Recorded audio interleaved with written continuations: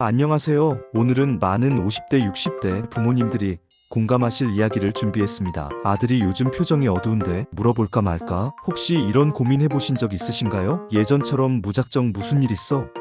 라고 물어봤다가 오히려 더 멀어지는 것 같아서 망설이셨던 적 말이에요. 오늘 영상을 끝까지 보시면 성인이 된 자녀와 더 가까워질 수 있는 놀라운 비밀을 알게 되실 겁니다. 바로 모르는 척, 돈 없는 척, 못 본 척의 마법 같은 효과에 대해서 말이죠. 그럼 시작해 보겠습니다. 관계의 변화를 이야기.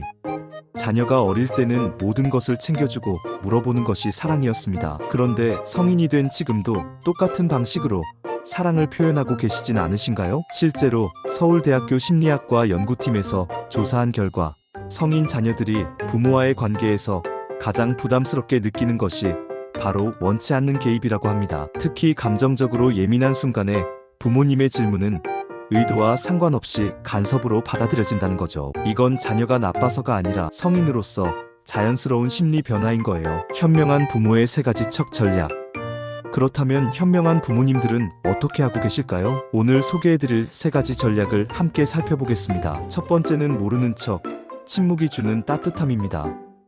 60세 김숙희님의 실제 이야기를 들려드릴게요. 지난 주말 아들 부부가 집에 왔는데 분위기가 심상치 않더라고요. 예전 같았으면 바로 무슨 일 있어? 또 싸웠어?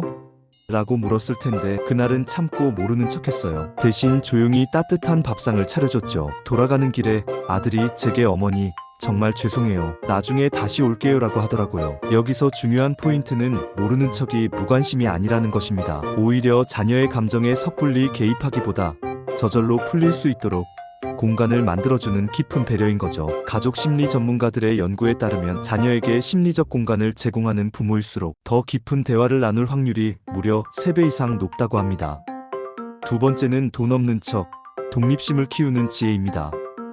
65세 이현숙님의 경험담도 들어보실까요? 아들이 전세 이사하면서 돈이 빠듯하다고 하더라고요. 예전 같았으면 무리해서라도 통장을 털어서 도와줬을 텐데 이번엔 달랐어요. 우리도 넉넉하지 않다. 하지만 너희가 지혜롭게 잘 알아서 할 거라고 믿는다고 말했어요. 며칠 뒤 아들이 제가 최선을 다해볼게요 라고 하면서 오히려 더 의젓해 보이더라고요. 왜 이런 방법이 효과적일까요? 국내 한 설문조사에 따르면 부모와 성인, 자녀 간 갈등 원인 중 금전적 문제가 무려 42%를 차지한다고 합니다. 반복적인 금전 지원은 학습된 의존을 만들어서 자립심을 약화시킨다는 거죠. 재정 전문가들도 가장 효과적인 금융 교육은 실패의 기회를 주는 것이라고 조언하고 있어요. 세 번째는 못 본 척, 정서적 공간의 존중입니다. 마지막으로 66세 김정자님의 이야기입니다. 결혼한 딸이 혼자 집에 왔는데 얼굴에 기운이 하나도 없었어요. 예전 같았으면 바로 무슨 일 있어? 또 시댁에서 뭐라고 했어?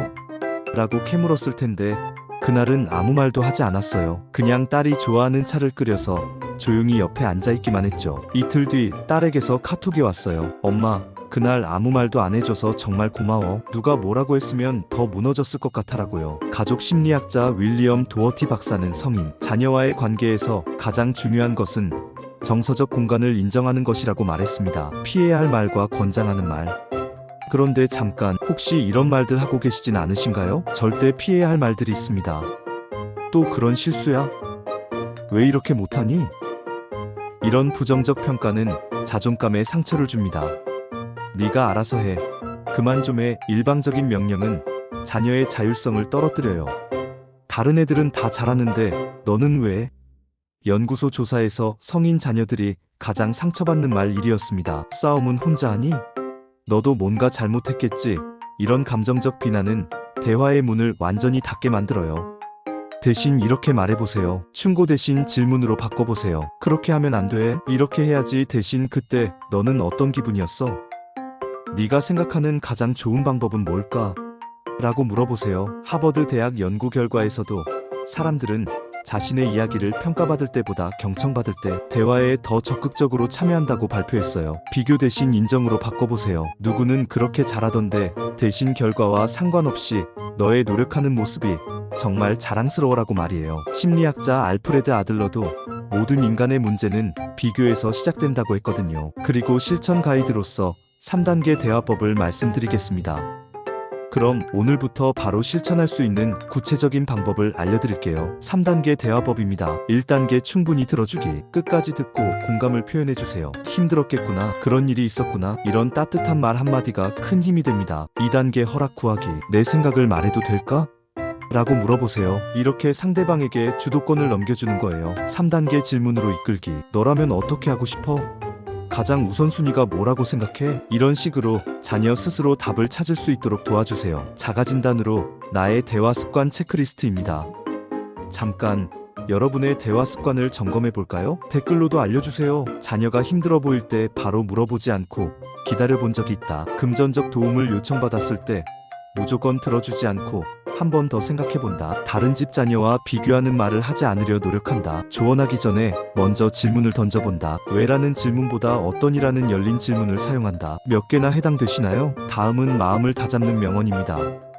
잠시 마음을 다잡는 좋은 말씀들을 함께 새겨보겠습니다. 진정한 사랑은 소유가 아니라 자유를 주는 것이다. 침묵은 무심함이 아니라 존중의 표현이다. 자녀를 진정으로 움직이게 하는 힘은 채찍이 아니라 있는 그대로 인정해주는 시선이다. 이런 말들을 가슴에 새기고 살아가면 어떨까요? 여러분, 현명한 부모에게는 특별한 비밀이 있습니다. 자녀에게 무한한 사랑을 쏟아붓는 것보다 더 중요한 게 있다는 걸 그들은 알고 있어요. 때로는 말하지 않는 여백을, 때로는 스스로 해결할 기회를, 때로는 혼자 정리할 시간을 주는 것. 그것이 바로 진정한 사랑의 모습일지도 모릅니다. 부모의 사랑은 결코 사라지지 않아요. 다만 그 표현 방식이 성숙하게 달라질 뿐입니다. 말이 많으면 진짜 뜻이 가려지고 감정이 앞서면 진심이 묻히게 되거든요. 자식을 위한 가장 따뜻한 표현은 때론 말이 아니라 조용한 기다림일지도 모릅니다. 오늘 영상이 도움이 되셨다면 좋아요, 구독 그리고 알림 버튼 꾹 눌러주시고요. 댓글로 여러분만의 경험담도 나눠주세요. 여러분의 이야기가 다른 부모님들에게 큰 힘이 될 거예요. 다음 영상에서는 자녀와 대화가 끊어졌을 때 관계 회복하는 5가지 방법에 대해 이야기해드릴 예정입니다. 그럼 다음 영상에서 또 만나요. 오늘도 좋은 하루 되세요. 구독과 좋아요, 알림 설정은 사랑입니다.